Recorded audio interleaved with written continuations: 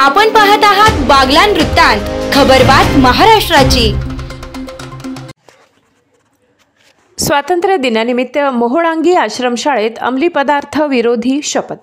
हातनूर बागलाणच्या पश्चिम पट्ट्यातील आदिवासी बहुल भागामध्ये आज 79वा स्वातंत्र्य दिवस मोठ्या उत्साहात साजरा करण्यात आला।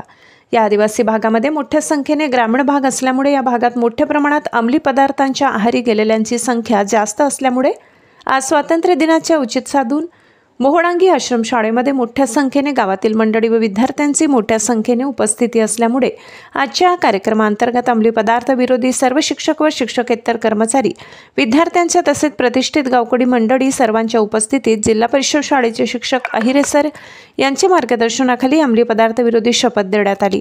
स्वातंत्र्य दिनाचे औचित्य साधून प्राथमिक व माध्यमिक शाळा आश्रमशाळा मोहोळांगी या शाळेच्या मार्फत विद्यार्थ्यांना प्रबोधन मार्गदर्शनाचा कार्यक्रम आयोजित करण्यात आला होता। सदर कार्यक्रमाची सुरुवात ध्वजारोहणापासून झाली। आजचा ध्वजारोहण ज्येष्ठ नागरिक वसंत साबळे यांच्या हस्ते करण्यात आला।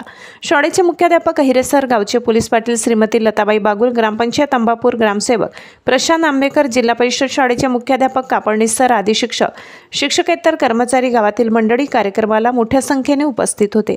कार्यक्रमाचा हेतू ग्रामीण भागामध्ये अंमली पदार्थाच्या आहारी गेलेल्यांची संख्या मोठ्या प्रमाणात दिसून येते म्हणून या स्वातंत्र्य दिनाच्या निमित्ताने नाशिक जिल्हा अंतर्गत, नाशिक ग्रामीण पोलीस अंतर्गत व जायखेडा पोलीस विभागांतर्गत अंबापूर ग्रामपंचायतमध्ये व्यसनमुक्त गाव करण्यासाठी म्हणून ही शपथ देण्यात आली।